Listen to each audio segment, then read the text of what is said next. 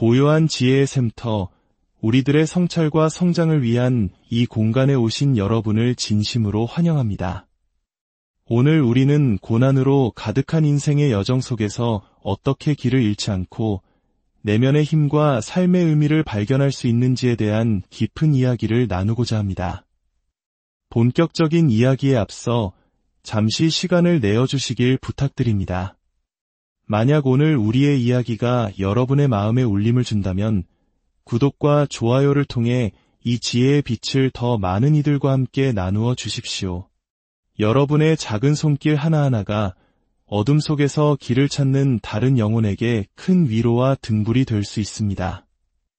이 채널을 통해 나누는 모든 말씀이 여러분의 삶에 하나님의 축복과 은혜로 가득하기를 기도합니다. 자, 이제 시작하겠습니다. 우리는 때로 자신의 연약함이나 병을 방패 삼아 현실의 어려움 뒤로 숨고 싶어 합니다. 이미 충분히 힘든 상황에 부닥쳤기에 그럴듯한 핑계 뒤에 안주하고 싶은 유혹을 느끼는 것은 어쩌면 당연한 일입니다. 하지만 기억해야 할 것이 있습니다. 바로 그런 상황 속에서도 그럼에도 불구하고 해낼 수 있는 나와 그것 때문에 할 수 없는 나를 명확히 구분하는 것입니다. 이 둘 사이의 경계가 흐려지는 순간 우리는 스스로의 가능성을 올가매는 더 깊은 수렁에 빠지게 됩니다. 이 구분 속에는 실로 놀랍도록 희망적인 메시지가 담겨 있습니다. 바로 당신은 생각보다 훨씬 강한 존재라는 사실입니다. 당신 안에는 그 어떤 역경도 이겨낼 힘이 잠재되어 있습니다. 다만 아직 그 힘을 발견하지 못했을 뿐입니다. 그 힘은 직접 부딪혀 보기 전까지는 결코 확인할 수 없습니다. 자신의 삶을 잃을 각오로 뛰어들었을 때 비로소 진정한 삶을 얻게 되는 것과 같은 이치입니다. 이는 성경에서 예수님께서 누구든지 제 목숨을 구원하고자 하면 잃을 것이요 누구든지 나를 위하여 제 목숨을 잃으면 찾으리라고 말씀하신 것과 깊은 맥락을 같이 합니다. 이는 엄청난 용기를 필요로 하는 우리 인생 최대의 모험입니다. 우리 각자의 내면에는 자신을 이끄는 강렬한 무언가가 있습니다. 바로 흥미와 관심이라는 이름의 나침반입니다. 어떤 것에 마음이 끌리고 이유 없이 몰두하게 되는 경험, 누구나 한 번쯤은 해보셨을 겁니다. 때로는 그 이끌림이 어둡고 위험해 보일 수도 있고, 때로는 빛나는 이상처럼 보일 수도 있습니다. 중요한 것은 그 형태가 아니라 그것이 내 안에서 울리는 소리라는 사실입니다. 만약 당신을 부르는 그 손짓, 앞으로 나아가라고 속삭이는 그 내면의 목소리를 외면한다면 당신은 상상조차 할 수 없는 혹독한 대가를 치르게 될 것입니다. 인생의 모든 끔찍한 일은 당신의 것이 되고 그 안에서 단 하나의 좋은 점도 찾을 수 없게 될 것입니다. 그리고 더 비참한 것은 이 모든 것이 자신의 선택, 자신의 외면 때문이었음을 스스로가 너무나 잘 알게 된다는 사실입니다.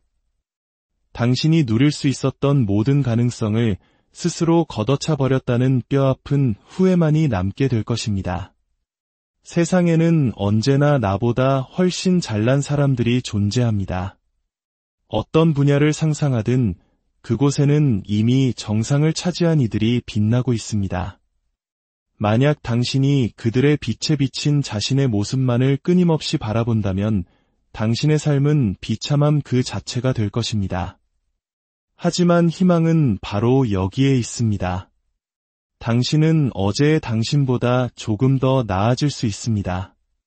매 순간은 아닐지라도 매일매일 분명히 가능한 일입니다. 인생의 그래프가 언제나 우상향 곡선만을 그리는 것은 아닙니다. 두 걸음 나아갔다가 한 걸음 물러설 수도 있고 나선을 그리며 제자리를 맴도는 것처럼 느껴질 때도 있습니다. 하지만 중요한 것은 전체적인 방향입니다.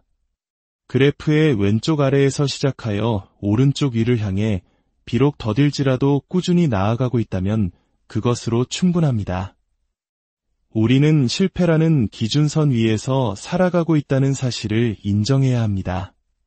실패는 당연한 것이며 과정의 일부입니다. 그렇지 않으면 우리는 모든 실패를 자신의 무능함 탓으로 돌리며 자책하게 될 것입니다. 당신의 아이디어가 아무리 훌륭해도 성공이 보장되는 것은 아닙니다. 세상에는 우리가 통제할 수 없는 수많은 변수가 존재하기 때문입니다. 그래서 성실함과 끈기라는 덕목이 그토록 중요한 것입니다. 첫 번째 시도에서 실패했다면 또다시 시도하라는 오래된 격언을 기억하십시오.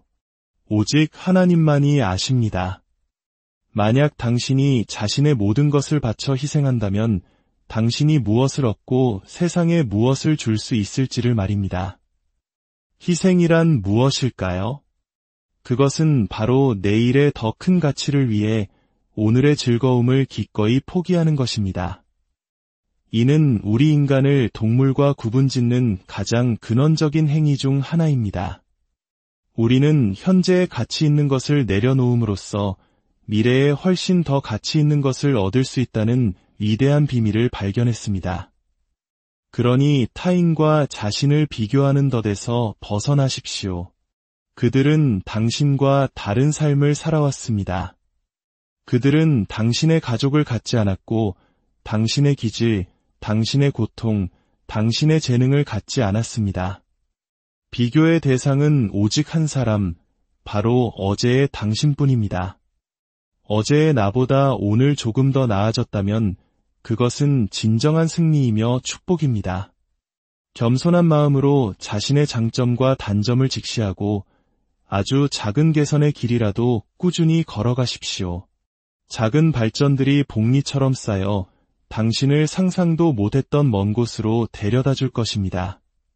때로는 현재의 위치보다 나아가는 방향, 그 궤적 자체가 훨씬 더 중요합니다. 우리 안에는 어린아이처럼 무한한 잠재력이 있습니다.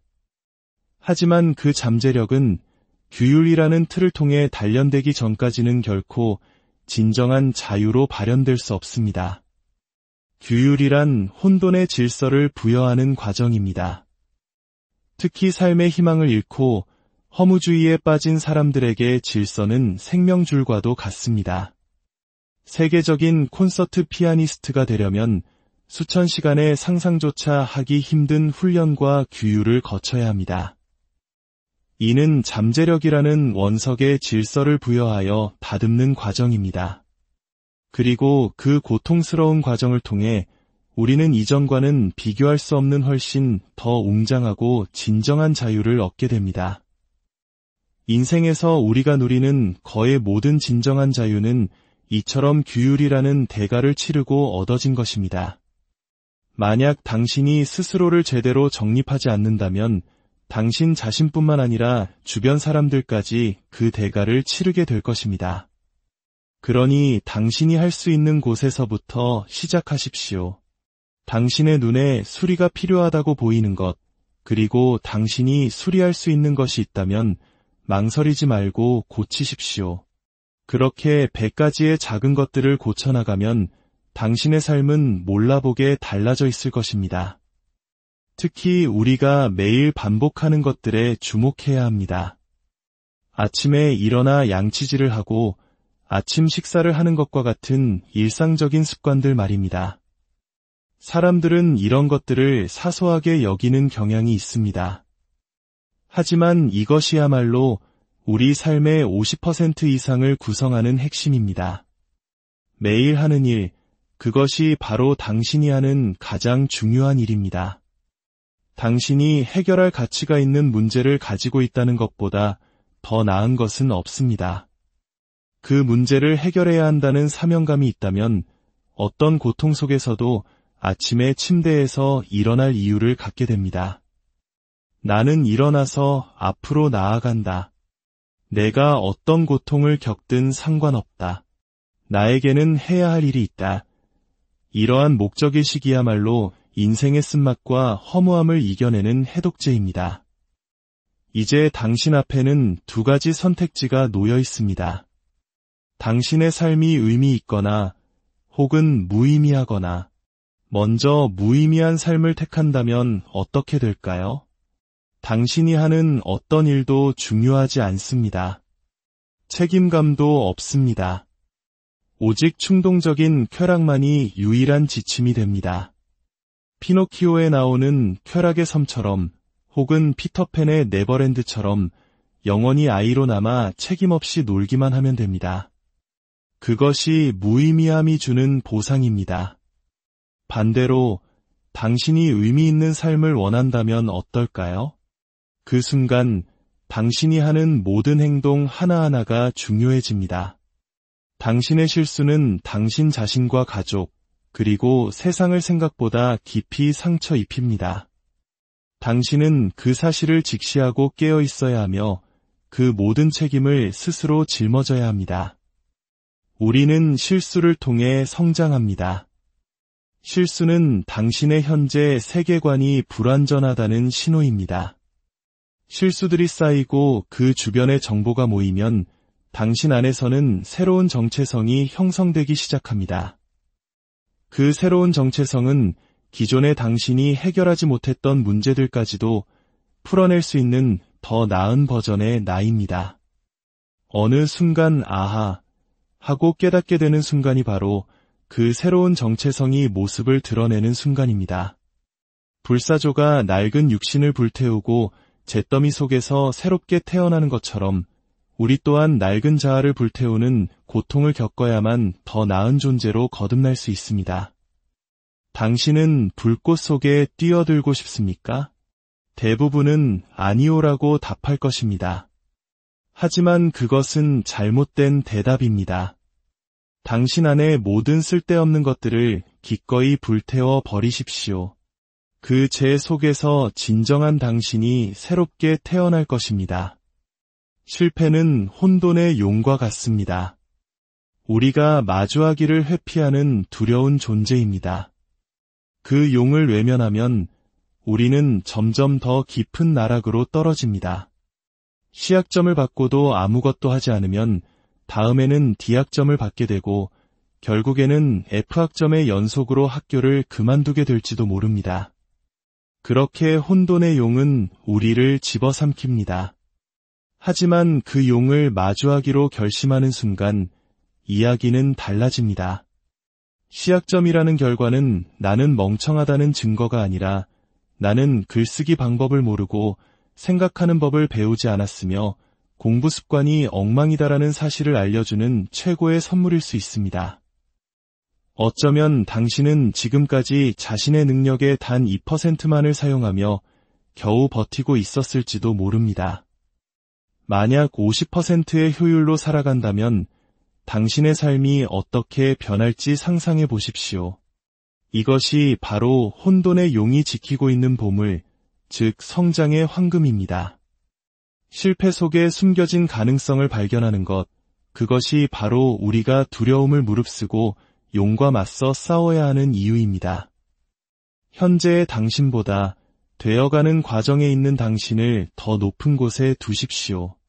당신의 성장을 가로막는 병적인 집착, 낡은 습관, 부정적인 인간관계, 그리고 예곡된 사고방식을 과감히 떨쳐내야 합니다. 당신 내면의 어두운 부분, 즉 그림자를 마주하는 것을 두려워하지 마십시오. 철학자 니체는 시면을 너무 오래 들여다보면 시면 또한 당신을 들여다본다고 말했습니다. 괴물 같은 것을 바라보면 우리 또한 괴물로 변할 위험이 있다는 뜻입니다. 하지만 진정으로 선한 사람은 해를 끼칠 능력이 없는 무해한 사람이 아닙니다. 토끼는 착해서 다른 동물을 해치지 않는 것이 아니라 그럴 능력이 없을 뿐입니다. 진정으로 선한 사람은 내면에 그 어떤 파괴적인 힘이라도 될 수 있는 괴물을 품고 있으면서도 그것을 통제하고 선을 선택하는 사람입니다. 당신 안의 괴물을 인정하고 통합할 때 비로소 당신은 진정한 힘과 덕을 갖춘 존재가 될 수 있습니다.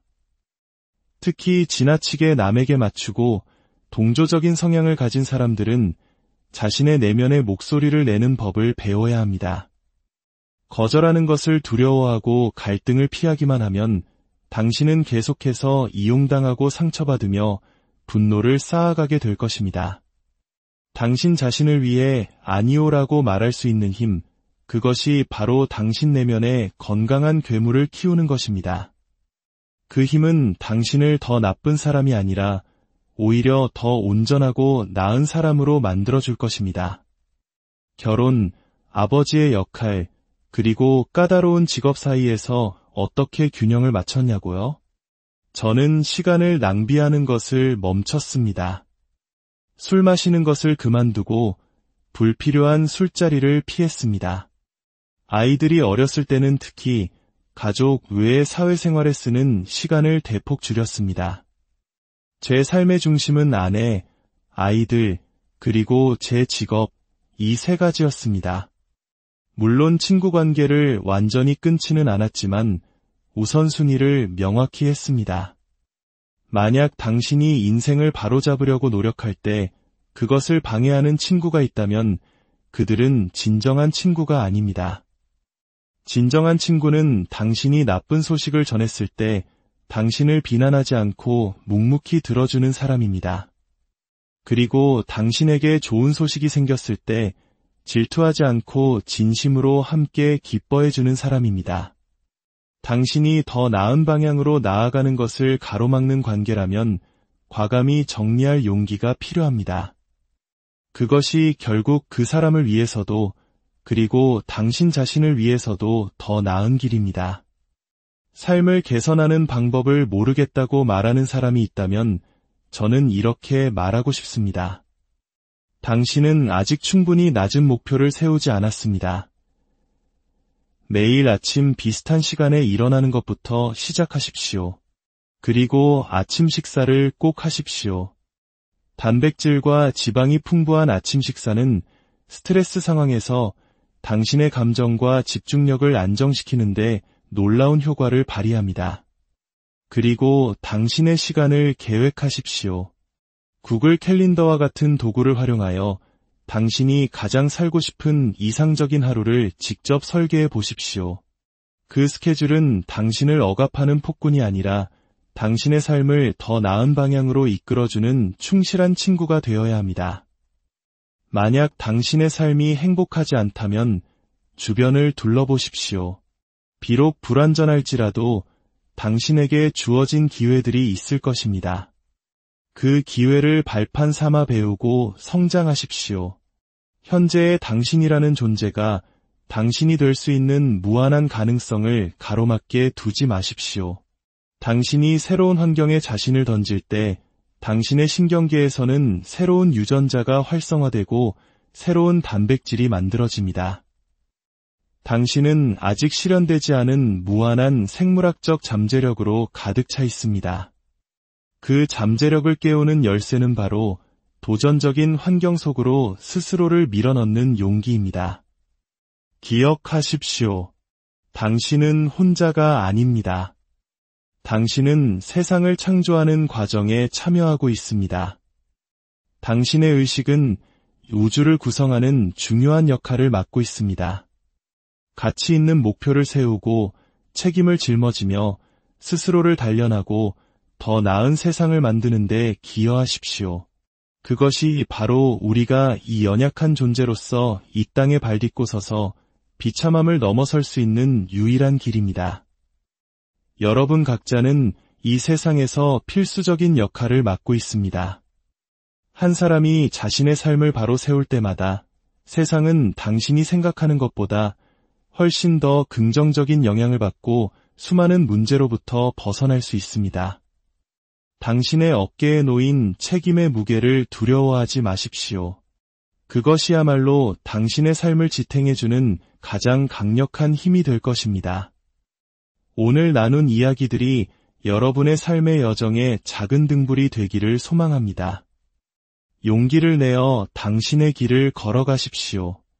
그 길 끝에서 당신을 기다리고 있는 심오한 의미를 발견하게 될 것입니다.